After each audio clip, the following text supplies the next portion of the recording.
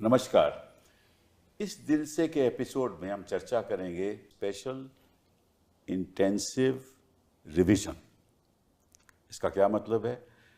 बिहार में चुनाव आने वाला है और इलेक्शन कमीशन ने ये तय किया है कि कई सालों से यहाँ बांग्लादेशी आ रहे हैं, नेपाल से लोग आ रहे हैं और जो हमारा इलेक्टोरल रोल है उसमें कई ऐसे लोग हैं जो नागरिक नहीं हैं।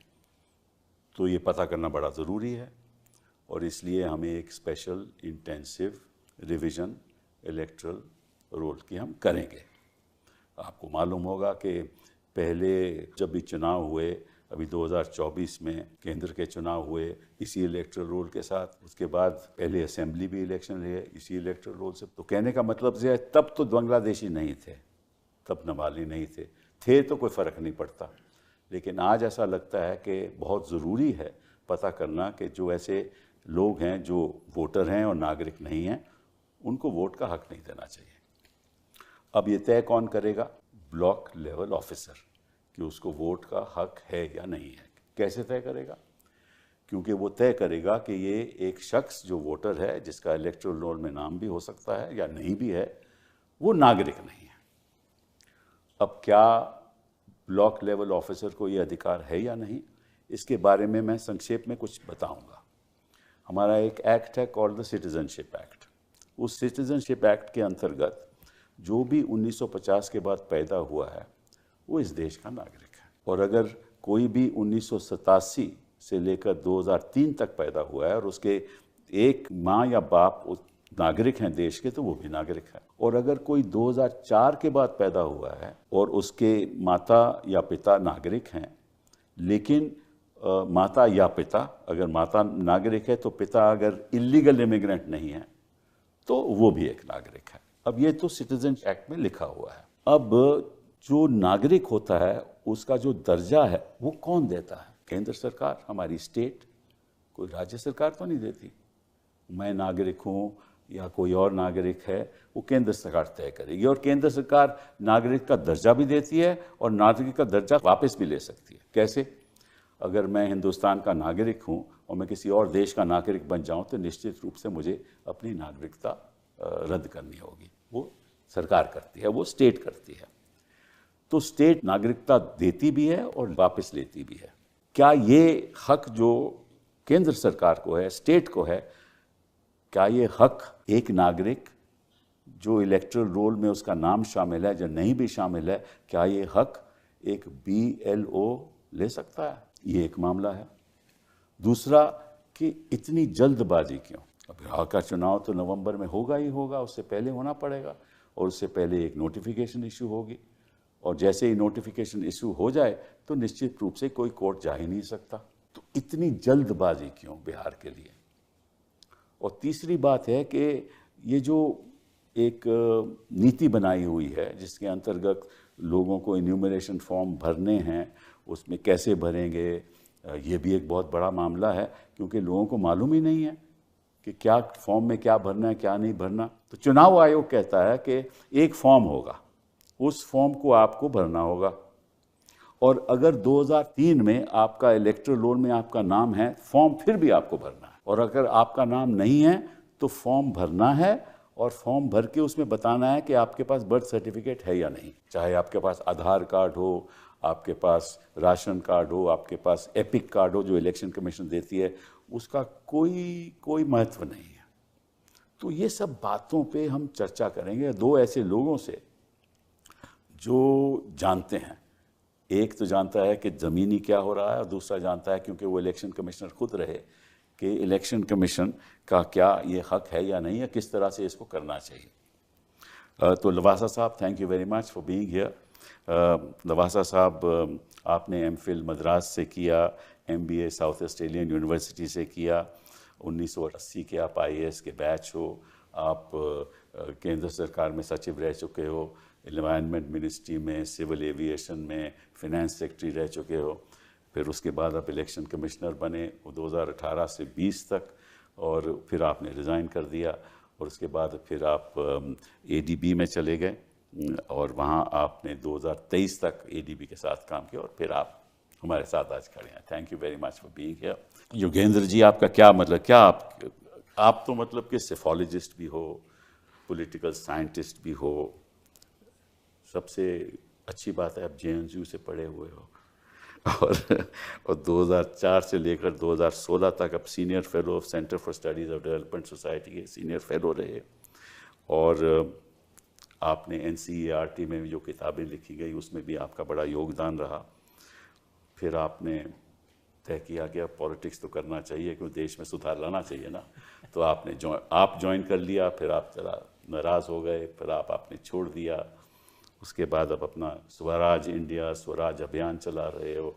आपने बहुत खूब लड़ाई लड़ी हमारे कृषि के क्षेत्र में, जब आपने एग्रीकल्चरिस्ट का साथ दिया, और आप रोज़ाना लिखते भी रहते हैं, हम पढ़ते भी रहते हैं, और आपको ख़ास तौर पे काफ़ी जानकारी है बिहार के बारे में। तो thank you very much for being here. Lavasa साहब, आपसे शुरू करता हूँ मैं कि ये क्यों हो रहा है, ये इलेक्शन कमीशन क्यों कर रही है? देखिए, इलेक्शन कमीशन का इख्तियार है कि वो इलेक्टरल रोल रिवीजन करती हैं। अलग अलग किस्म के रोल्स रिवाइज होते हैं। बट स्पेशल जी, ऐसा कोई रिवीजन है, कोई प्रावधान है? नहीं, ये नॉमेनक्लेचर आपको एक्ट में, रेगुलेशन में नहीं मिलेगा। स्पेशल इंटेंसिव रिवीजन, लेकिन इंटेंसिव रिवीजन, समरी रिवीजन ये होते रहते हैं, और इनफैक्ट मैंडेटरी भी है कि जब किसी स्टेट में या चुनाव होने वाला है तो उसके पहले वो करते हैं। और ये आज से नहीं, ये हमेशा से एक प्रणाली चली आ रही है।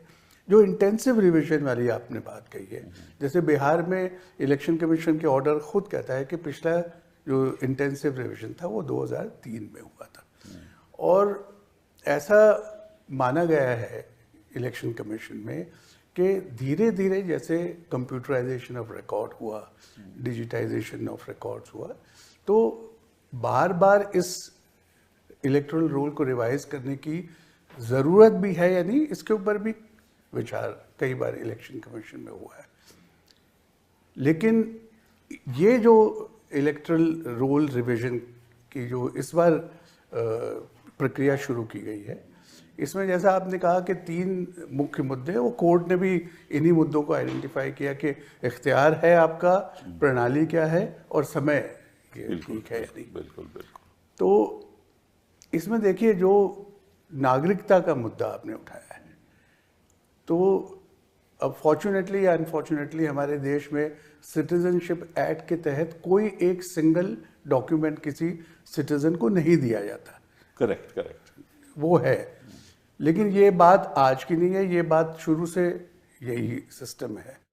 और आर्टिकल 326 भी कॉन्स्टिट्यूशन में था, जिसमें कहा था कि भारत का नागरिक ही वोट दे सकता है, बशर्ते कि वो 18 साल का हो और किसी और वजह से। नागरिकता तय कौन करता है? This is the point. तो in the absence of any particular document given by the government, election commission शुरू से 1950 से जब से इलेक्टोरल रोल बनाना शुरू किया, वो आर्टिकल 326 को भी पूरा करते हैं, और ये भी अपने आप को तसल्ली करते हैं कि भाई कोई गलत या इनएलिजिबल शख्स इसमें ना आए।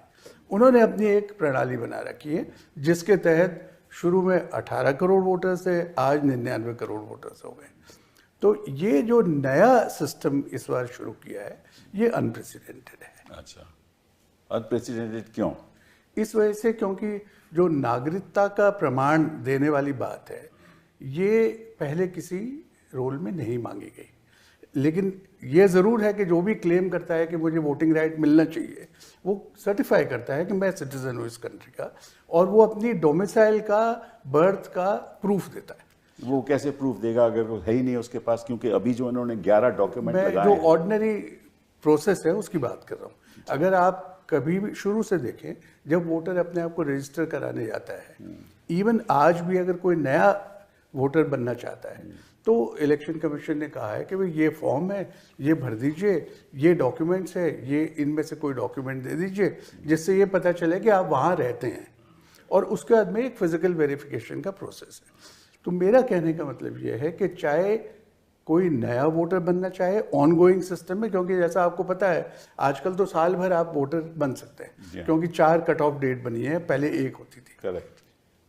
तो चाहे नॉर्मल कोर्स में, चाहे आप रिवीजन के टाइम पे, किसी भी तरह से आप अगर वोटर लिस्ट में आना चाहते हैं इलेक्टोरल रोल में, प्रक्रिया वही है। तो ये जो सिटीजनशिप वाली बात है, ये एक नई बात है और इसी से काफ़ी विवाद शुरू हुआ है, क्योंकि सवाल ये है कि जो डॉक्यूमेंट्स आप अभी ले रहे हैं उनसे भी आप नागरिकता कैसे डिटर्मिन करेंगे। और जो ऑर्डर में 24 जून के ऑर्डर में इलेक्शन कमीशन ने ये कहा कि जिनका नाम 2003 की वोटर्स लिस्ट में आ गया उनका presumption of eligibility and presumption of citizenship है। तो लेकिन फॉर्म तो फिर भी उनको भरना पड़ेगा, और अगर नहीं भरेंगे तो वो भी इलेक्टर वोटर लिस्ट का उनका नाम कट जाएगा। लेकिन उसका मतलब ये भी हुआ कि इनडायरेक्टली आप ये कह रहे हैं कि 2003 के बाद जो लोग आए हैं, जब तक वो सेटिस्फैक्ट्री प्रोसीजर पूरा नहीं करते तो उनके वो सिटीजन नहीं है। तो this is what has created all the controversy. Yogendra, ये बताओ कि अगर ब्लॉक लेवल ऑफिसर चाहे कि और कहे किसी मतदाता को कि भैया आप अभी वोटर लिस्ट में नहीं हो लेकिन आप हिंदुस्तान के नागरिक नहीं हो, तो उसको प्रूव करना पड़ेगा ना। आप इजाज़त दें तो मैं लवासा साहब की बात में थोड़ा ऐड करते हुए शुरू करूंगा। लवासा साहब ने कहा अनप्रेसिडेंटेड है, अभूतपूर्व है। 3 मायने में अभूतपूर्व। देखिए, पढ़ के इसलिए कि हमारे ऑडियंस को जरा समझ आ जाए। पहले जब मैंने अखबार में पढ़ा मुझे भी लगा ठीक है यार, रिवाइज कर रहे हैं, थोड़ा ज़्यादा सघन तरीके से रिवाइज कर रहे हैं, अच्छी बात है, फ़ायदा ही होगा, इत्यादि इत्यादि। फिर जब मैंने ऑर्डर देखा तो मेरा माथा ठनका। नंबर 1, ये रिवीजन नहीं है, ये कोरे कागज पर नए सिरे से वोटर लिस्ट बन रही है। ऐसा कभी नहीं हुआ, 2003 में भी नहीं हुआ। ये बार बार कहते हैं 2003 में इंटेंसिव रिवीजन हुआ था। मैंने कोई उस ज़माने में इलेक्शन कमीशन में थे जिन्होंने प्राइवेटली मुझसे बात की, उन्होंने देखो 2003 में हमने कोई कोरे कागज़ पे नई लिस्ट बनाई थी, कंप्यूटराइजेशन जस्ट हुआ था, हम कंफर्म करना चाहते थे। तो हमने BLO नहीं होते थे उस ज़माने में, हमने ऑफिशियल्स को भेजा कि तुम कंप्यूटराइज प्रिंट आउट लेके जाओ, नीचे वाली लाइन खाली होगी, चेक करके दोबारा नोट कर लो, कोई मिस्टेक तो नहीं है। कोरे कागज़ पे नहीं लिखा गया था। पहली बार कोरे कागज़ पर इलेक्शन वोटर लिस्ट बन रही है। पहली बार चुनाव से 3 महीना पहले बन रही है। 2003 में नहीं हुआ था। पहली बार ओनस शिफ्ट हो गया। ये बहुत महत्वपूर्ण बात है जिस पे मैं कहना चाहता हूँ। आज तक हिंदुस्तान में, देखिए हम अमेरिका नहीं है, अमेरिका और हमारे सिस्टम में फंडामेंटल डिफरेंस है। अमेरिका में ये है कि तुम्हारी जिम्मेवारी है, अपना वोट डालो, रजिस्ट्रेशन करवाओ, नहीं करवाया तो ठन ठन गोपाल, नहीं मिलेगा तुम्हें। इसलिए अमेरिका में पिछले साल मैंने चेक किया, सिर्फ 74% लोग जो 18 साल से ज़्यादा उम्र के थे वो वोटर लिस्ट पे थे। अमेरिका में 1/4 लोग वोटर लिस्ट पे ही नहीं होते। हमारा सिस्टम अलग है। हमारे सिस्टम में सरकार की, इलेक्शन कमीशन की जिम्मेवारी है कि घर घर जाए, सबका नाम एनरोल करे। हमारे यहाँ पिछली बार 96% लोग थे वोटर लिस्ट पे, इतना फर्क है।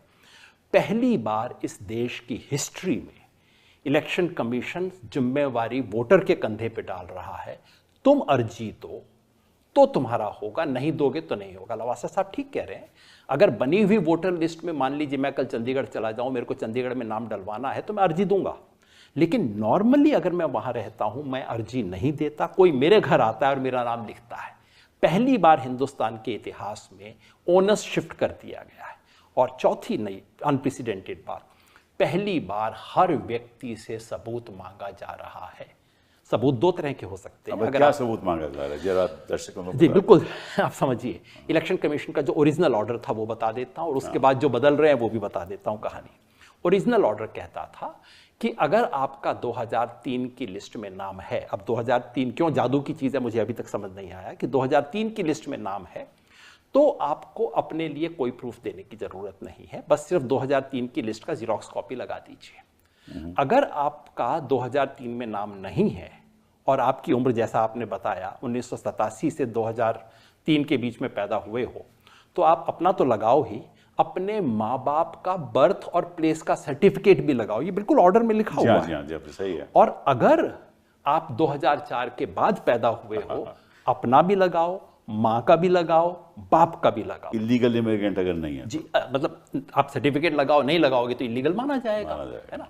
अब ये 3 चीजें मांगी, 3 तरह की कैटेगरी मांगी। अब रियलिटी में क्या हुआ, जब हुआ मैं तो पहले दिन मैंने कह दिया देखना अभी नोटबंदी वाला खेल होगा, क्योंकि हो तो सकता नहीं, आप भी जानते हैं। तो वोट बंदी है ना, ये मैंने नोटबंदी कहा थोड़ी नहीं। इस वोट बंदी में नोटबंदी वाला खेल होगा कि अब देखना हर तीसरे दिन सर्कुलर आएगा इसको बदलने के लिए। लेकिन मैं गलत निकला साहब।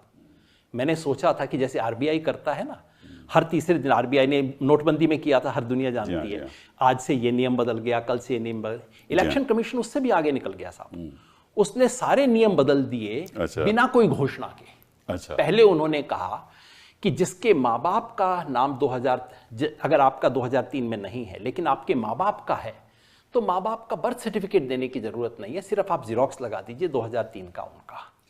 बात ठीक है, लेकिन कहीं नोटिफिकेशन नहीं है इसका, सिर्फ ये प्रेस रिलीज में कह दिया गया।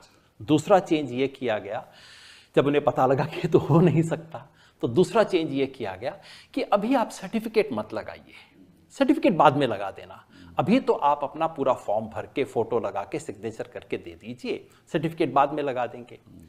तीसरा चेंज ये हुआ कि आप फोटो भी मत लगाओ, ये बहुत इंपॉर्टेंट है सिब्बल साहब। अगर आपको फोटो भी नहीं लगानी तो दरअसल आपको भरने की जरूरत ही नहीं है, बीएलओ घर पे बैठ के सब भर सकता है, क्योंकि बीएलओ के पास सारी इंफॉर्मेशन तो पड़ी है, ऑलरेडी है। उसको 2 चीजों की जरूरत है, आपकी फोटो और सिग्नेचर। सिग्नेचर तो आप जानते हैं कैसे बनते हैं इस देश में, है ना, और फोटो की जरूरत नहीं है। तो अब ये चौथे क्लैरिफिकेशन के बाद, अब ये परिवर्तन के बाद ये खेल शुरू हुआ कि अब बीएलओ बैठ के घर में बनाना शुरू कर दिया। और उसके बाद पांचवा भी हुआ है सिब्बल साहब, वो ये हुआ है कि पटना जैसे शहरों में, और बिहार के चीफ इलेक्टोरल ऑफिसर ने कहा है कि हाँ हमने शहरों में अलाउ किया है, जो इलेक्शन कमीशन वाला फॉर्म था उस फॉर्म को ही छोड़ दिया। तो कौन सा फॉर्म दे रहे हैं? एक मन का बनाया हुआ फॉर्म दे रहे हैं। देखिए, इलेक्शन कमीशन के गाइडलाइंस में क्लियरली था, आपके घर में बीएलओ आएगा, आपको एक फॉर्म देगा, उस फॉर्म पे एक नहीं दो, आपको दो कॉपीज दी जाएंगी फॉर्म की। उस फॉर्म पे आपका नाम होगा और आपकी फोटो जो कि वोटर लिस्ट में छपी हुई थी अब तक, वो फोटो छपी हुई होगी, आपको उस फोटो के साथ अपनी नई फोटो चिपकानी पड़ेगी। अब पटना वगैरह में, और ये बिल्कुल ऑफिशियली कंफर्म्ड है, तमाम शहरों में अब वो फॉर्म बांट रहे हैं जिसमें कोई नाम नहीं है, कोई फोटो नहीं है, वो फॉर्म तो आप और मैं छपवा सकते हैं। तो ये 5 बदलाव तो उनके पास है ही, वो तो कोई भी कर लेगा साहब। तो 5 बदलाव हुए हैं। सिग्नेचर आप जानते हैं देश में कैसे होते हैं, और मैं वेट कर रहा हूं कि इनको अपलोड किया जाए। और मैं गारंटी से कहता हूं सिब्बल साहब, आपके शो पे कह रहा हूं, गंभीरता से कह रहा हूं, वकील का मामला है, कि आप एक गांव का मुझे दिखा दीजिए अपलोड करके, मैं आपके सिग्नेचर चेक करके आपको बता दूंगा ये फ्रॉड है। साधारण भाषा में कहूं, टोटल ये चल रहा है एकदम कागजी काम। चलिए मैं आपसे मतलब कि एक सीधा सवाल पूछता हूँ, ये क्यों फ्रॉड हो रहा है? अगर आपके हिसाब से फ्रॉड है, क्यों? देखिए, फ्रॉड इसलिए है सर कि मैं उन बेचारों को बिल्कुल दोष नहीं देता, ना मैं सीईओ को दोष देता हूँ, ना बेचारे बीएलओ को दोष देता हूँ। अगर दिल्ली में बैठ के आप तुगलकी फरमान निकालोगे और ऊपर से दिल्ली से फोन करोगे, अभी मेरे को नंबर दिखाओ, अरे नंबर क्यों नहीं बढ़ रहे हैं, तो भाई बेचारा बीएलओ क्या करेगा? आपने देखा होगा इंडियन एक्सप्रेस में रिपोर्ट छपी है, बीएलओ का मकसद होता है ना, इनका मकसद मंशा क्या है, ये बताइए ना इस बात। सवाल आप तो राजनीति पे सवाल पूछ रहे हैं, आप भी राजनीति में, मैं भी राजनीति में। क्यों नहीं? देखिए, महाराष्ट्र में और बाकी स्टेट्स में वोटर लिस्ट में हेराफेरी हुई, लेकिन वो परचून की हेराफेरी थी, पीछे के दरवाजे से हेराफेरी हुई, बढ़ा दी गई वोट बढ़ी, किसी को पता नहीं लगा, ऑपोजिशन को भी पता नहीं लगा, रिजल्ट आने के बाद उन्हें पता लगा, पिछले दरवाजे से कर दिया। फिर उसके बाद ऑपोजिशन ने खूब शोर मचाया कि ये तो फ्रॉड हो रहा है। आप लोकसभा इलेक्शन और विधानसभा इलेक्शन के बीच में लगभग 50 लाख से ज्यादा वोट बदल गए, है ना। 40 नेट 40 थे, लेकिन मानिए 48 लाख बढ़े और 9 लाख कटे, मतलब कुल 56-7 लाख का हेराफेरी हो गई। ऑपोजिशन ने पंगा उठाया, बिहार पे अब अलर्ट हो गए। तो अब पिछले दरवाजे की चोरी तो हो गई है मुश्किल, तो उसका क्या तरीका है? अब आप फ्रंट डोर से कीजिए। ये फ्रंट डोर से वोटर लिस्ट पे कब्जा करने और चुनाव की चोरी करने का खेल है। अब आप कहेंगे ये खेल तो बीजेपी का होगा, बेचारा इलेक्शन कमीशन कहां से आ गया इसके बीच में? लवासा साहब, मैं कुछ नहीं कहता, मैं तो कोई भी व्यक्ति कहेगा, और ये बात टीवी के ऊपर लोग कहते हैं इलेक्शन कमीशन की स्वतंत्रता। मैं तो इतना ही कहूंगा कि जो भी है वो जीतना चाहते हैं चुनाव। सर मैं तो इतना ही कह सकता हूं। जब टीवी पे मैं सुनता हूँ अरे इलेक्शन कमीशन का फैसला है वो तो स्वतंत्र है, मुझे वो याद आता है कि खुशी से मर न जाते अगर एतबार होता। करेक्ट, सही क्या क्या खेल हो रहा है आप बताइए। इलेक्शन कमीशन डिसीजन लेता है, बीजेपी के लोग जस्टिफाई करते हैं। कोर्ट में आप उस दिन हियरिंग हुई? जी हाँ, जी हाँ। कोर्ट में हियरिंग हुई, कोर्ट का फैसला आया, आधे घंटे में बीजेपी ने क्लैरिफाई करके स्पिन दिया और सारे मीडिया ने उस स्पिन को चलाया। ये हो क्या रहा है इस देश के अंदर? अभी आते वक्त मैं एक चुटकुला पढ़ रहा था, खराब है लेकिन इजाजत दीजिएगा। वो चुटकुला कहता है कि इलेक्शन कमीशन ने बीजेपी के साथ कोएलिशन नहीं किया है, ये बिल्कुल अफवाह है। इलेक्शन कमीशन ने तय किया है कि हम बाहर से सपोर्ट करेंगे। अब इस तरह के चुटकुले चल रहे हैं, आप बताइए क्या स्थिति हो गई? लवासा साहब, बिहार की स्थिति सोचिए आप कि जो लिटरेसी है बिहार में वो 61.8% है, नेशनल एवरेज 72.98% है। मतलब कि लोग वहाँ पढ़े लिखे नहीं हैं, पहली बात तो ये। वहाँ लोएस्ट पर कैपिटा इनकम है, कमाई लोएस्ट है पर कैपिटा। वहाँ 88% लोग देहात में रहते हैं, 88% लोग देहात में रहते हैं। और 9.3 मिलियन लोग, मतलब कि लगभग 1 करोड़ लोग माइग्रेंट हैं, मतलब कि गुजरात में गए या कहीं और मिले नौकरी के लिए। और 38 में से 28 ऐसे डिस्ट्रिक्ट हैं जो मॉनसून के टाइम में, बारिश के टाइम में वो फ्लड हो जाते हैं। इस स्थिति में मैं आपसे पूछना चाहता हूँ, एज एन आप इलेक्शन कमिश्नर रहे हैं, इस स्थिति में आप बताइए कोई 1 करोड़ लोग जो माइग्रेंट है उसको क्या पता कि बिहार में क्या होने वाला है, कौन सा फॉर्म उसको फिल करना है। अगर वो नौकरी कर रहा है कहीं, उसका जो एम्प्लॉयर है वो कहेगा कि मैं आपको छुट्टी नहीं देता, क्योंकि उसको आकर फिल करना है। फिर ये कहते हैं हम फिजिकल वेरिफिकेशन करेंगे, मतलब कि उसके घर जाकर ये तय करेंगे कि वही आदमी है कि नहीं, फिर उसको दोबारा आना पड़ेगा। इतने गरीब लोग हैं जब बाहर जाते हैं कमाई के लिए, वो दोबारा आएंगे कहाँ से?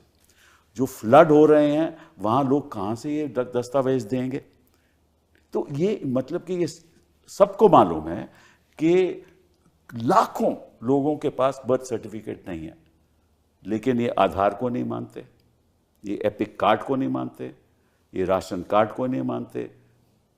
तो मतलब कि मानते किस चीज़ को हैं फिर? ये देखिए, ऐसा है कि जो जो बातें आपने कही वो सब अपनी जगह ठीक है, लेकिन मैं ये कहता हूँ कि अगर ये सब चीज़ें ना भी हो किसी स्टेट में, तब भी इतनी जल्दबाजी में करने का कोई औचित्य नहीं है। ठीक है।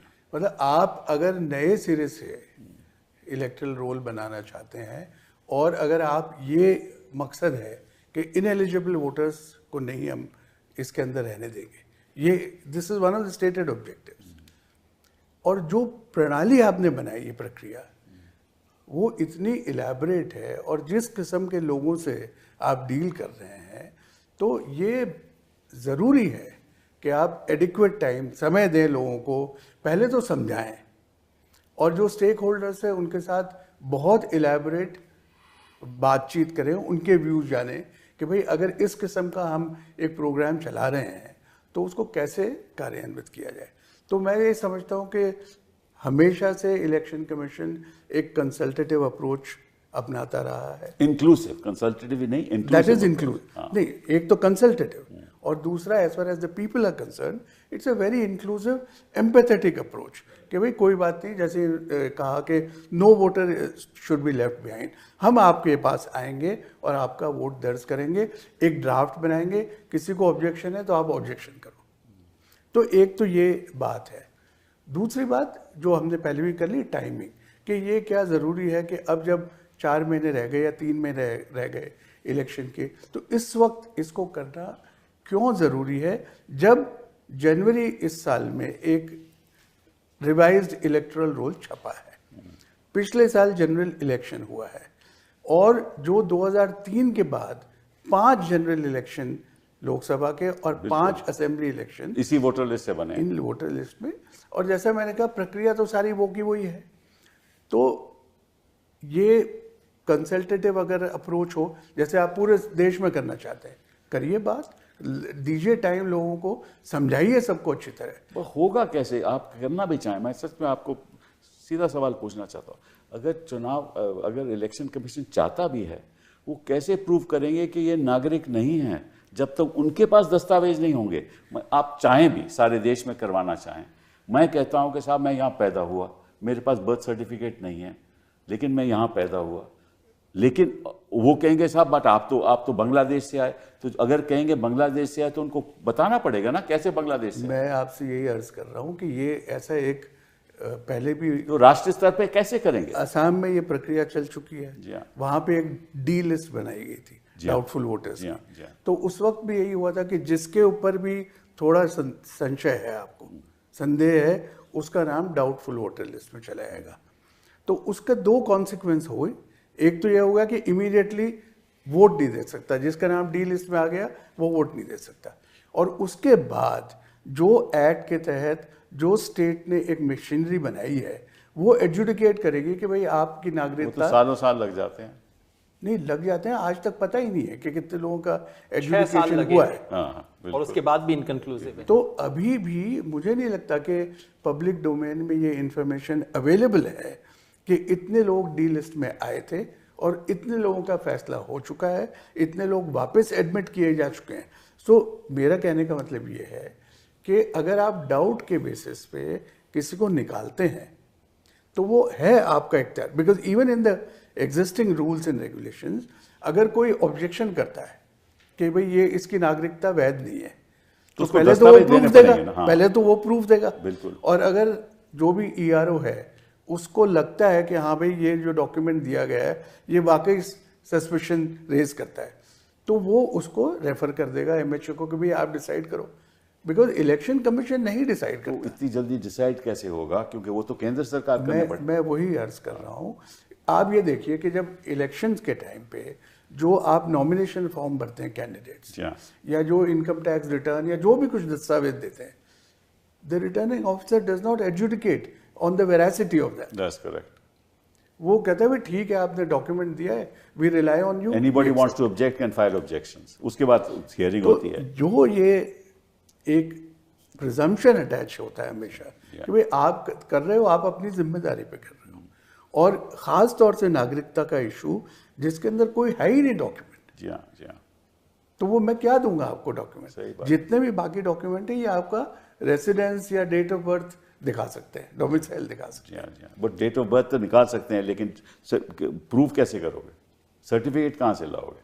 नहीं, मैं वही कह रहा हूँ ना, नहीं है लोगों के पास। और वो जो डेटा कई जगह छप भी चुका है, और फैक्ट भी ये है कि registration of deaths and birth. अच्छा, बाय द वे मैं आपको एक चीज़ और बताता हूँ कि जो एग्जिस्टिंग सिस्टम है इलेक्शंस का और वोटर्स का, अगर registrar of deaths and births आपको ये एंटर कर लेता है कि भाई ये वोटर मर गया है, तब भी ईआरओ उसका नाम ऑटोमेटिकली नहीं काट सकता, क्योंकि जो सिस्टम है वो ये है कि चलो ठीक है भाई आपने बता दिया कि इसकी डेथ हो गई, तो लेकिन मैं तो नोटिस दूंगा। करेक्ट, सही। मैं नोटिस दूंगा और मैं अपनी प्रक्रिया पूरी करूंगा, तब जाके आपका नाम डिलीट करूंगा। तो सिस्टम पूरा ऐसा बना हुआ है कि डिलीशन मुश्किल हो। और एक बात और भी जो अप्रिशिएट करनी चाहिए, और इलेक्शन कमीशन का रवैया है ये, जैसे डुप्लीकेट वोटर्स का बहुत मसला उठता है। करेक्ट। कि अब ये एक वोटर की जिम्मेदारी इलेक्टर की कि वो एक जगह से ज़्यादा एनरोल ना करे। फिर भी इलेक्शन कमीशन एक ये रवैया अपनाता है कि कोई बात नहीं, अगर even if it is an offence, मुझे नहीं लगता कि आज तक किसी के खिलाफ कोई केस दर्ज किया है कि आपने दो जगह अपना नाम रखा हुआ है, क्योंकि इलेक्शन कमीशन ये कहता है कि भाई वोट देने तो एक जगह ही आओगे, बिल्कुल सही, तब हम ब्लॉक कर लेंगे आपको। तो ये जो एटीट्यूड रहा है इंक्लूसिव, वो हमेशा से रहा है, और इसी वजह से it has earn the credibility. Yogendra ji, मैं समझ लीजिए मेरा इलेक्टरल रोल पे 2003 पे मेरा नाम है, मैं माइग्रेंट हूँ, यहाँ फ्लड आ गए तो मैं वहाँ रहता हूँ, मुझे फॉर्म तो फिर भी फिल करना है? एब्सोल्युटली, हर एक को। अच्छा, अगर मैंने फॉर्म नहीं फिल किया, मेरे एम्प्लॉयर ने कहा कि ऐसा मैं नहीं जा सकता, तो मेरा वोटर नाम, मैं वोट नहीं दे पाऊंगा। आप इलेक्शन कमीशन को ठीक से समझ नहीं रहे हैं सबल साहब। देखिए, इलेक्शन तो कमीशन ने कई कहा सालों है, से कोशिश कर रहा हूँ। नहीं, आप नहीं समझते ना। देखो, इलेक्शन कमीशन कह रहा है कि हर दिहाड़ी का मजदूर जो कि दिल्ली बम्बई में काम करता है, जो यहाँ पे गेट पे खड़ा होकर चौकीदारी करता है, जो मशीनरी का काम करता है, वो साथ में लैपटॉप तो रखता ही होगा अपने साथ। हाँ, तो आप लैपटॉप से डाउनलोड कर लीजिए, इलेक्शन कमीशन ने दिया है। तो हर दिहाड़ी का मजदूर अपने लैपटॉप से डाउनलोड कर लेगा और उसके बाद उसमें अपने फोटो, अपने सारे डॉक्यूमेंट्स को अपलोड भी कर देगा। अब ये बताइए, ये बात आपको समझ नहीं आती? इलेक्शन कमीशन कह रहा है, मैं नहीं कह रहा, ये सब इनके प्रोविजंस हैं।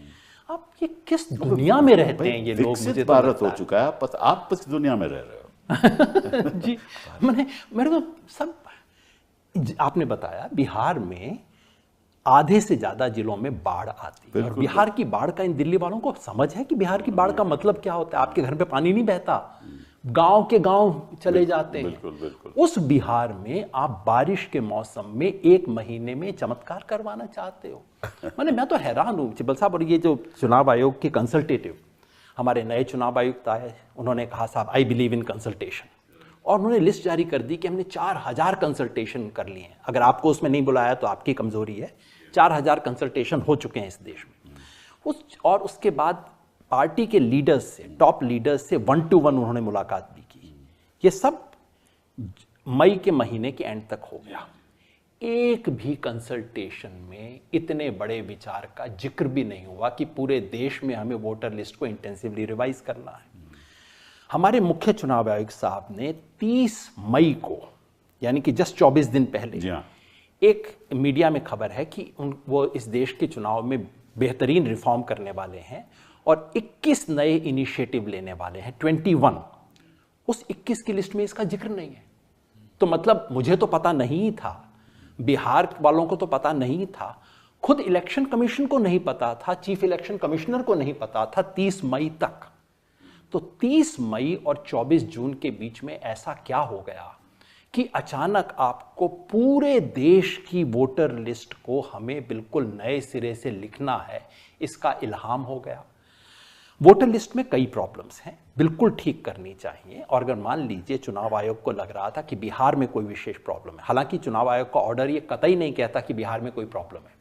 वो कहता है पूरे देश में माइग्रेशन होता है, पूरे देश में लोग इधर से उधर जाते हैं। तो पॉलिटिकल पार्टी का है ना। जी, एग्जैक्टली। तो अगर आपको लग रहा था कि भाई बिहार में अभी भी, हम जनवरी में हमने बैठ के किया है, जनवरी में आपने खुद इलेक्शन कमीशन ने जनवरी में लिस्ट निकाली है, चलिए आपको भरोसा नहीं अपनी लिस्ट पे, आपको लग रहा है इन 3 जिलों में एक्स्ट्रा प्रॉब्लम हो सकती है, special revision is meant exactly for that. Election commission कह सकता है कि 3 जिलों में, 5 तहसीलों में हम स्पेशल वो करवाएंगे, नहीं।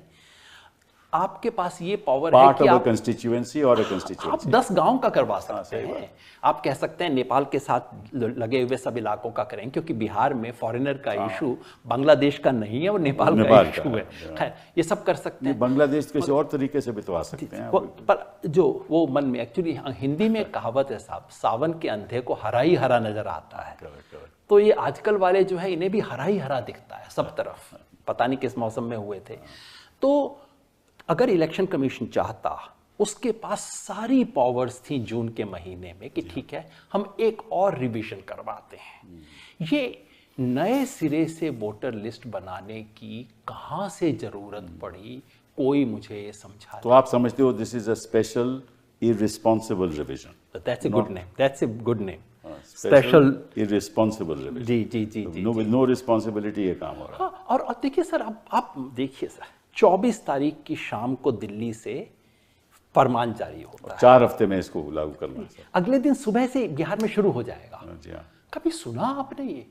अरे ये तो जर्मनी में ऐसी चीजें हैं। ये सरकार इतनी एफिशिएंट है, आपको अंदाजा नहीं। तो गलती आपकी है कि आप समझ नहीं पा रहे। क्योंकि ये का बात करते हैं और तुरंत काम शुरू हो जाता है। जी। देखिए, तो 24 तारीख की शाम को यहाँ से ऑर्डर इशू होता है और 25 तारीख की सुबह तक करोड़ों form, unique curated form print होके पहुंच गए और अगले दिन सुबह तक, और बीएलओ का ट्रेनिंग भी हो गया आधी रात को, है ना, क्योंकि शाम तक तो किसी को नहीं पता था।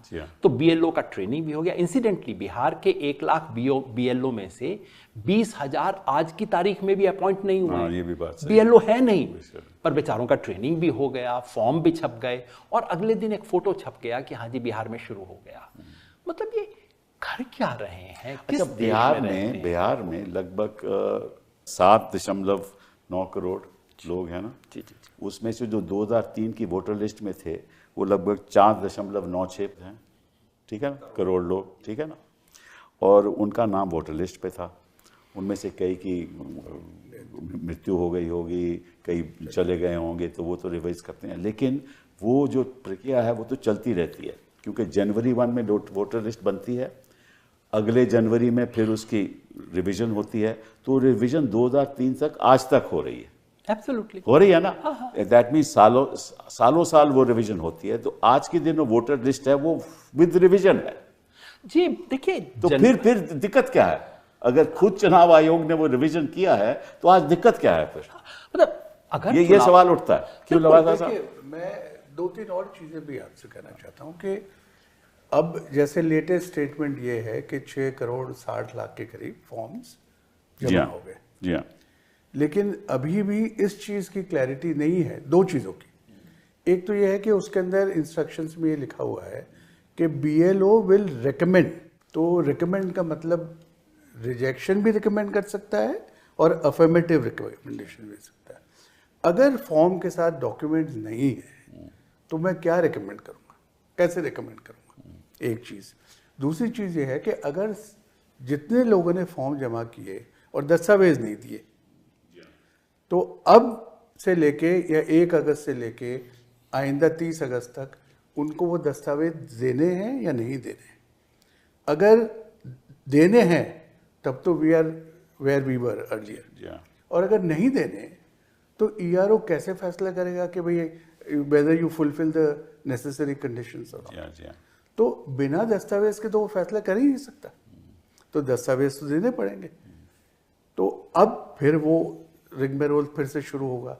और रही बात ये कि भाई अब सुप्रीम कोर्ट ने कहा है कि 3 को और कंसिडर करिए, तो चलिए अगर वो कंसिडर भी करते हैं, लेकिन मुझे लगता है कि इसके अंदर जो बेसिक इश्यूज हैं वो 2 हैं।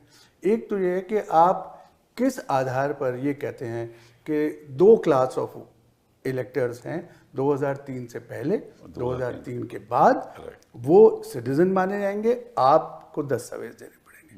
और फिर जो 2003 के बाद के जो वोटर्स हैं, इलेक्टर्स हैं, उनमें आप फिर 3 डिविजन्स कर देते हैं, 87 से पहले, 87 से 2004, 2004 के बाद।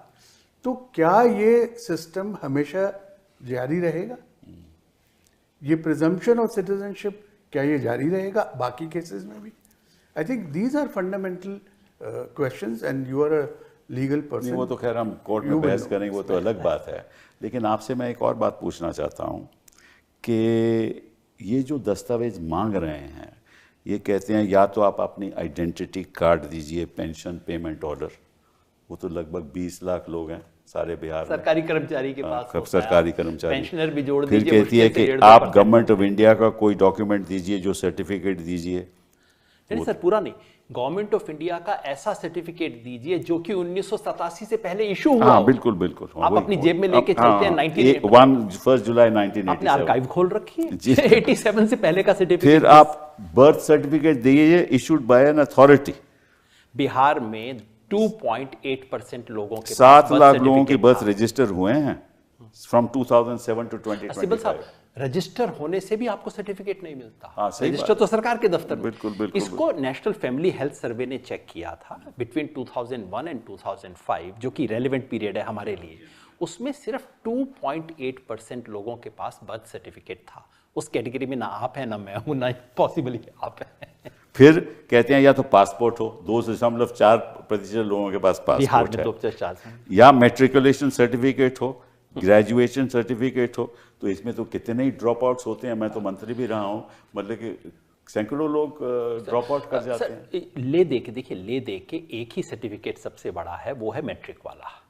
इसके बारे में वैसे तो लोगों ने 14-15% का आंकड़ा दिया, मेरे ख्याल से वो ठीक नहीं है। वो बिहार के एक सर्वे से है, वो ठीक नहीं है। अगर हम 20 से 40 उम्र वालों को देखें, क्योंकि 40 से ज़्यादा वालों का तो 2003 में ऑटोमेटिकली नाम आ जाएगा, तो मैं बिल्कुल प्रिसाइज देखने की कोशिश कर रहा हूँ। 20 से 40 साल की उम्र वालों में ये 40% के करीब है। ठीक है, 40 मैंने मान लिया। और ये देखिए इस 40 में आपका पासपोर्ट भी आ गया, करेक्ट, उसमें आपका बाकी लोग सरकारी भी नौकरी भी आ गई, जी हाँ। उसमें कास्ट सर्टिफिकेट भी आ गया, क्योंकि बिना मैट्रिक वाला कास्ट सर्टिफिकेट लेने जाएगा ही नहीं। सही बात। तो सारे आपके कवर हो गए। बाकी 60% का क्या होगा? फिर forest right certificate sir forest right 1.6% आदिवासी को मिलता है। बिहार में आदिवासियों की पॉपुलेशन 1.3% है, That's right. और बिहार में आज तक केवल 913 केसेस में पट्टा दिया गया है, 913 आउट ऑफ 8 करोड़। फिर ओबीसी, एससी एंड एसटी, इसका भी एस्टीमेट हो चुका है जी। बिहार में एसटी का तो कोई मतलब ही नहीं है। बिल्कुल। ओबीसी एसटी में अप्रोक्सीमेटली 38% के करेक्ट, पास है, एंड एससी में अपर कास्ट 20% के पास है, अपर कास्ट 16%। अति सर ओबीसी में 16 है। तो टोटल तीनों को मिला दें तो टोटल बिहार का 16% है। बिहार में टोटल 16% के पास कास्ट सर्टिफिकेट है, और जैसे मैंने कहा कास्ट सर्टिफिकेट वही लेगा जिसने मैट्रिक की होगी, नहीं तो कोई लेगा ही क्यों।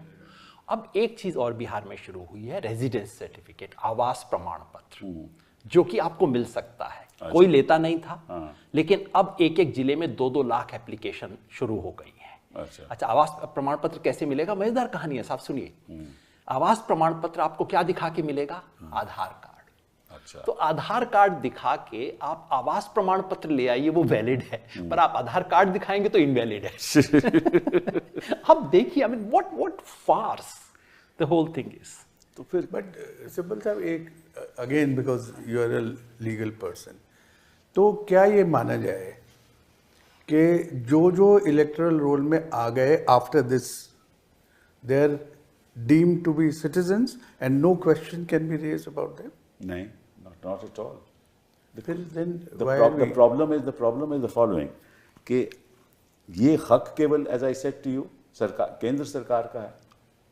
ये कोई राज्य सरकार तो इसको क्वेश्चन कर नहीं सकती, ना इलेक्शन कमीशन क्वेश्चन कर सकती। कोर्ट ने साफ कहा कि ठीक भाई है, आपका काम नहीं है, आप क्यों कर रहे हो? अच्छा, जो क्वेश्चन करेगा उसको दस्तावेज देने पड़ेंगे कि ये आप नागरिक नहीं हो। उसका एक प्रोसेस होना चाहिए, नोटिस होना चाहिए, दस्तावेज उसको मिलेंगे जिसके खिलाफ ये कार्रवाई हो रही है, वो जवाब देगा, फिर उसकी सुनवाई होगी, फिर उसका फैसला होगा, फिर वो कोर्ट में जाएगा, फिर वो अपील में जाएगा, फिर सुप्रीम कोर्ट जाएगा। तब तक तो कई सालों को वोटर ही नहीं रहेगा। इसीलिए मैं कह रहा हूँ कि जो लफ्ज इस्तेमाल किया है कि 2003 तक जो लोग हैं उनकी एविडेंशियरी वैल्यू ऑफ एलिजिबिलिटी, वो कैसे एंड प्रिजम्पशन ऑफ वो कैसे मान रहे हैं? वही वो इंपॉर्टेंट कैसे मान रहे हैं आप बताइए? क्योंकि उनका वोटर लिस्ट पे नाम है तो उनकी नागरिकता कोई क्वेश्चन नहीं कर सकता। सर 2003 में ऐसी क्या जादुई चीज हो गई थी जो 2003 में कोई सर्टिफिकेट नहीं मांगे गए थे, कोई सिटीजनशिप का टेस्ट नहीं था। अब ये है 2003 में आपने ऐसा क्या काम कर दिया जिससे 2003 की लिस्ट तो ठीक है और 2007 की लिस्ट ठीक नहीं है, 2010 की लिस्ट ठीक नहीं है, क्योंकि 2003 में कोई डॉक्यूमेंट नहीं मांगा गया, कोई सिटीजनशिप का टेस्ट नहीं हुआ, बिल्कुल रूटीन रिवीजन था जैसे बाकी, बस उसका नाम इंटेंसिव समरी रिवीजन हर साल उसका नाम इंटेंसिव था, बाकियों का नाम समरी था। एक और इंपॉर्टेंट बात है सर, और वो आपने खुद सुप्रीम कोर्ट में उठाई थी। हिंदुस्तान के कॉन्स्टिट्यूशन का आर्टिकल 10 आपको प्रिजम्पशन ऑफ कंटिन्यूटी देता है, ये आपने उठाया था कोर्ट में। एक बार अगर आपको सिटीजन मान लिया गया तो उसके बाद आपको प्रिजम्पशन ये होगा कि आप सिटीजन हैं। अब क्या किया, अगर आपने 10 बार वोट दे दिया तो भाई आपको माना गया ना, वोट वही दे सकता है जो सिटीजन ऑफ इंडिया है, आप 10 बार वोट दे चुके हो, प्रिजम्पशन है। उसके बाद मैं कहता हूं कि नहीं, तुम फॉर्म भरो, फॉर्म नहीं भरा तो टाटा बाय बाय, तुम हिंदुस्तान के सिटीजन नहीं हुए। कैसे हो सकता है? Non inclusion is deletion. तो प्रिंसिपल ये रहा कि भाई एक भी शख्स जिसका हक है वोट करने का उसको आप नजरअंदाज नहीं कर सकते। अगर जिसका हक नहीं है वो आप दस्तावेज देके प्रूव करिए कि उसको हक नहीं है। यही बात जस्टिस बागची ने मुझे तो दरअसल नहीं कही लगता थी कि वहां। कोई भी ये कह रहा है कि नॉन सिटीजन को वोटिंग राइट मिलनी चाहिए। Nobody is कोई saying नहीं कह रहा नहीं मिलने चाहिए, लेकिन इसका मतलब नहीं कि जो सिटीजन है उसके भी वोट आप छीन लो, उसका भी हक छीन लो। जो व्यक्ति 24 जून 2025 को जिसका नाम वोटर लिस्ट में था और अगर उसका नाम 1 अगस्त की ड्राफ्ट इलेक्टोरल रोल्स में नहीं आता तो ये खुल्लम खुल्ला हिंदुस्तान के संविधान का उल्लंघन है। नहीं आएगा। आपको उस व्यक्ति को डिलीशन का नोटिस देना पड़ेगा, आपको लंबी कार्रवाई करनी पड़ेगी। कैसे होगा? योगेंद्र जी वो नोटिस नहीं देंगे, फिर आप कहेंगे कि साहब ऐसे आपने नोटिस नहीं दिया, तब तक चुनाव हो जाएगा, सरकारें बन जाएंगी। यही खेल है सारा, यही खेल है। वो जो कहते हैं ना बस अब धूल में लठ मार दो, इतनी धूल उड़ेगी, जब तक धूल सेटल होगी तब तक काम निपट लेगा। करेक्ट करेक्ट है ना? किस तरीके से ये काम हो रहा है, इसलिए हो रहा है कि जो लोगों को हक नहीं है वोट देने का, उनको शंका है कि ऐसे करोड़ों लोग हैं जिनको हक नहीं है, और इसलिए हम नहीं चाहते कि वो यहाँ वोट करें।